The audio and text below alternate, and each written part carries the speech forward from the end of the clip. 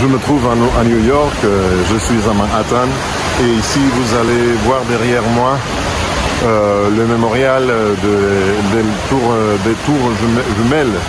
C'est ici que se trouvait la tour sud du World Trade Center.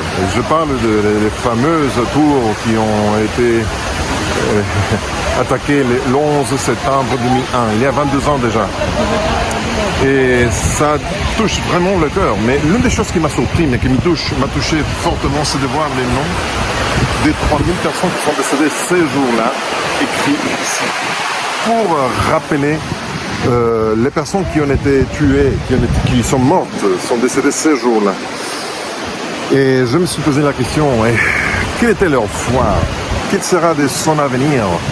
Et la seule chose qui me réconforte un peu, c'est de savoir que leur avenir, le futur, c'est toujours entre les mains de Dieu. Et c'est le seul qui a vraiment la puissance et le pardon et l'amour suffisant pour aller au-delà de ce que nous pensons et nous jugeons.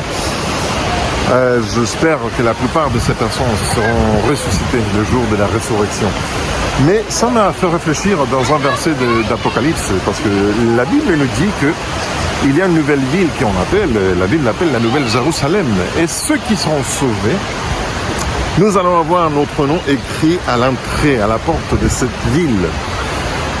Et ça m'a fait un petit sourire de penser que ici, on est en train de remémorer ceux qui sont décédés, mais là-bas, on va remémorer ceux qui seront vivants et qui vont habiter dans cette nouvelle ville. Et ça donne de l'espoir, ça réchauffe le cœur.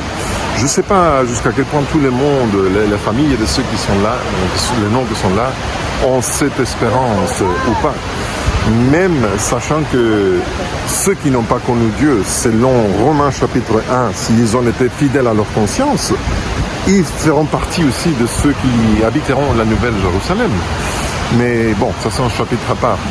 J'aimerais bien, ça c'est mon message, que tout le monde puisse savoir qu'il y a une espérance, il y a un espoir, que Dieu nous aime, nous donne une deuxième opportunité, une deuxième chance, et qu'à la place de remémorer la mort, on va remémorer la vie, et que nous serons là avec ceux qui sont décédés, et les noms de ceux et les nôtres seront écrits là pour fêter, pour célébrer la vie éternelle.